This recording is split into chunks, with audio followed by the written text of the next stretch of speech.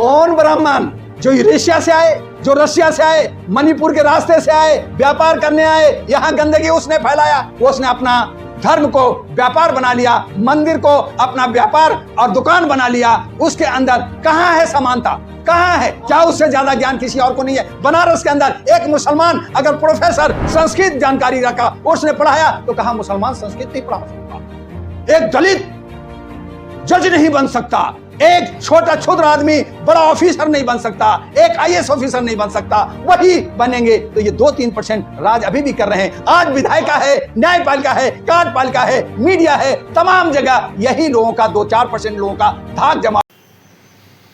जो ये चिल्ला रहे हैं, इनको बताना, जब दुनिया के पास कलम पकड़ने की भी योग्यता नहीं थी, तो हमारे पास 4 वेद थे।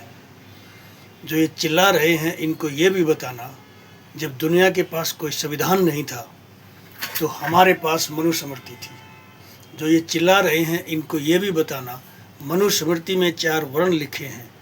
हमारे घर में ही ब्राह्मण है, हमारे घर में ही क्षत्रिय है, हमारे घर में ही वैश्य है, हमारे घर में ही शूद्र है।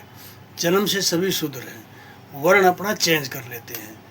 इसे बताना, जब किसी के पास शिक्षा नहीं थी तो हमारे गुरुकुल चलते थे। इसको ये भी बताना कि जब दुनिया के पास कोई कलम पकड़ने की भी वो नहीं थी, तो हमारे महर्षि वाल्मीकि ने रामायण लिख दी थी। अगर इसके पास कोई सबूत प्रूफ हो तो अपनी कोई पुरानी बुक दिखा सकते हैं। इससे आप ये भी पूछना कि जब दुनिया को कुछ कलम पकड़ने भी नहीं आती थी, तो महर्षि वेद व्यास ने महाभारत काव्य लिख दिया था। इसको ये भी बताना कि ये जो कथा बड़ी बात कह रहे हैं, जिसके माइंड में ब्रह्म ज्ञान है, वो कथा कहे, भागवत कथा कहे, वो रामायण कथा कहे, वो महाभारत कथा कहे, कोई रोक ठोक नहीं है।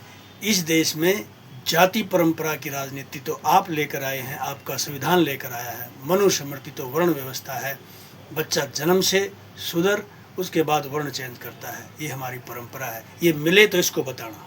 नमस्कार साथियों।